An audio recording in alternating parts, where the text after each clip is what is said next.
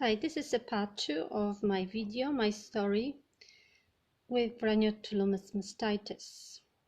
So this part will deal with how I lived with this condition for the time that I had it and what I was doing to elevate any discomfort and what type of treatments I had. That will be actually a very quick video. So first thing, it was a lot to do with wound management because granulomatous mastitis is a bit like dealing with open wound 24/7. So you get something on the breast that resembles an ulcer, and what I have used, basically I was applying wound gel on it first every time that after my shower in the morning and in the afternoon. And there are different types of wound gels on the market. You probably can inquire at the chemist what types and brands they have. Some examples I found online is Solugel wound care gel. The other one is Solocide wound gel. That's just an example. Then on top of that wound, I would cover the wound with the dressing. So this is a low adherent sterile absorbent dressing that I've used. So I had to just basically cut it to the size. Open it. I really liked it because it didn't stick to the gel. So I cut it to the size that I needed and then applied on top and secured this with the tape. That's what I was doing. And then I put a bra on, and this way it was staying on well, and I felt that my sore places are not exposed to the elements, and I kept sterile. Every time I cleaned it, it was usually before the shower, and then after the shower I took the excess gel off with a clean cotton pad and reapplied again gel and another dressing. What really was helpful as well was this calendula ointment. Supports skin healing apparently, but why I've used it is because calendula is very calming on your skin, so I've used it around these areas that I actually had this wound things, the ulcer things on my breast.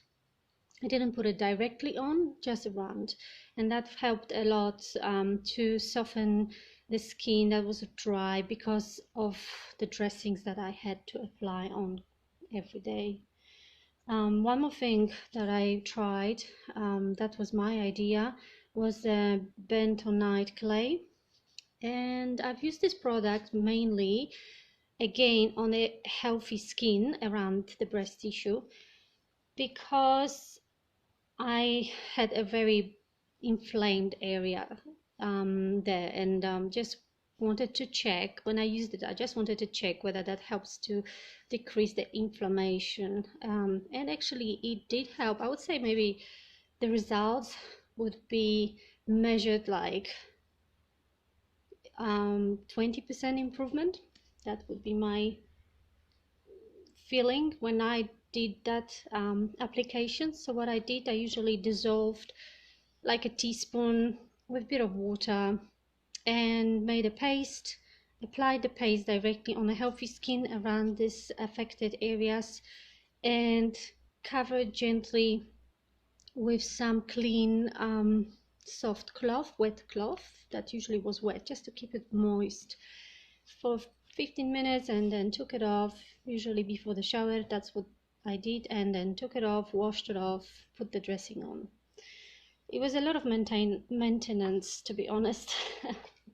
And after this time before the diagnosis, this was the main things that I've done. Yes, I've been once to the naturopath. She prescribed some supplements to me, and I have taken supplements at that time for a while, but I decided to stop because I didn't see any improvement, and at the same time I thought, I'm not sure what we're dealing with, so I don't know whether that makes any what's the point of taking it. Before the diagnosis, the main thing was maintaining the wound, and that's all I knew. After the diagnosis, I was prescribed the treatment of choice for me was the corticosteroids. So I gave it a lot of thought, and I knew that steroids have side effects. So I have decided to take more gentle approach before I will go and take like deeply into that steroids and take them. So the gentle approach meant that I heard and someone recommended to me a natural therapy person. It was like I would call them Chinese doctor, and I've visited the man, elderly man. He was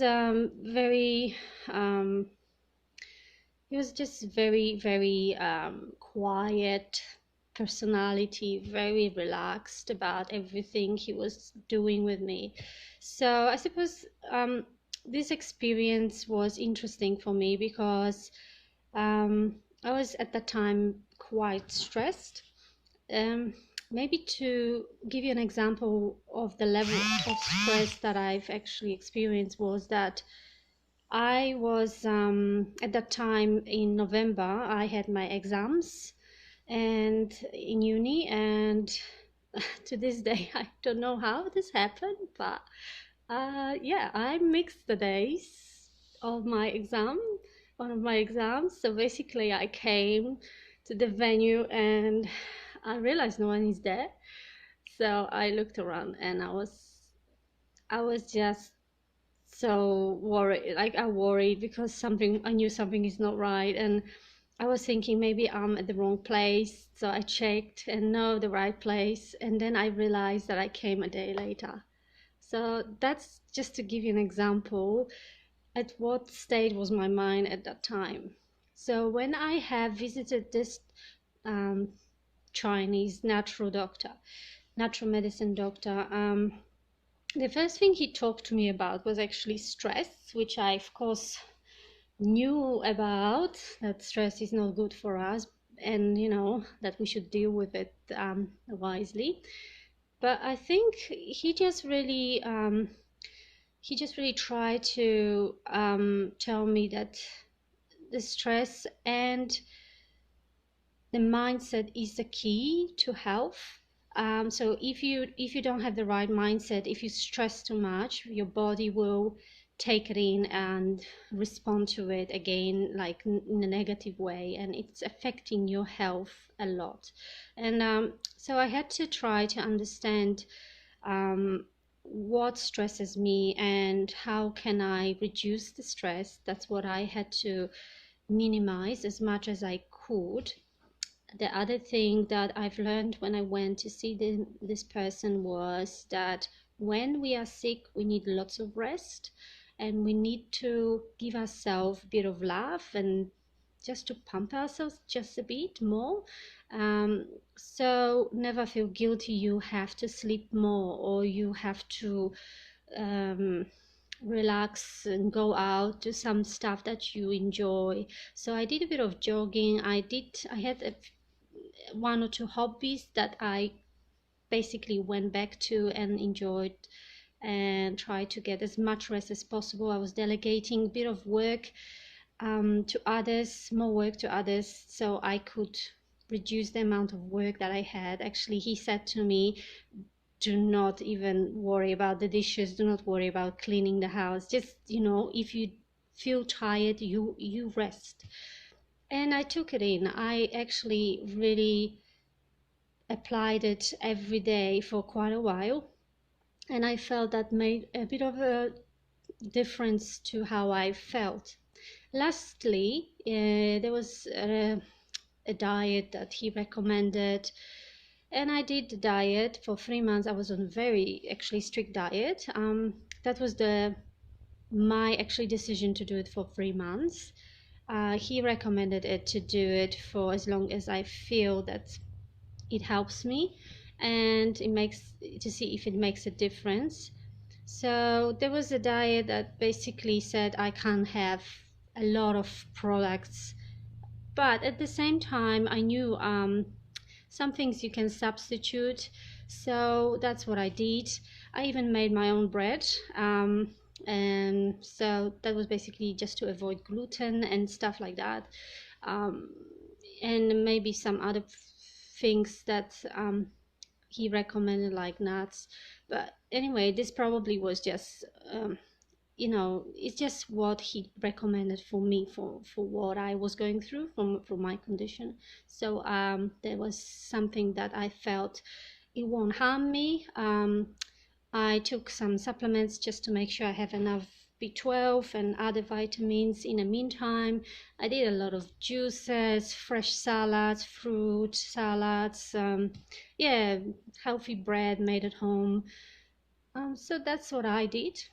And then I've noticed a difference already a month later, and within 6 weeks, my wound, abscess that I had on my right breast on the right side started to close.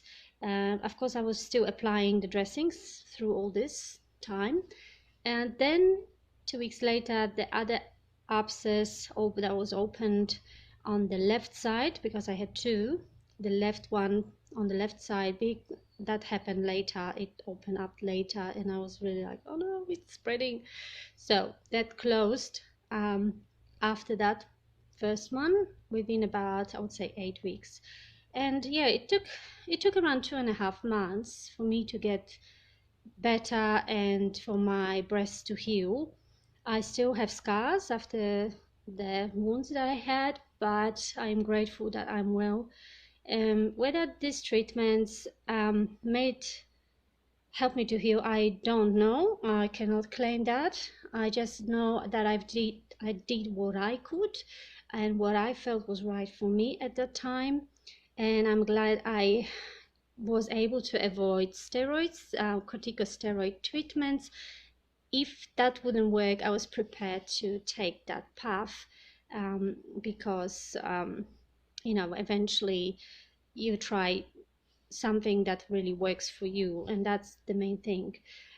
So this is my story, and I do not say these treatments are something that will work for you, but I am happy to share what worked for me. And this is the key, I think, just to stay positive. The thinking is part of your, like, your thinking affects your body. So if you can stay positive through this process and give yourself a little bit of more love and be patient with yourself, with your body, because a lot of cases, what I read through when I was unwell, were resolved by itself with time. So whether the treatments really help or whether the time really helps, I don't know.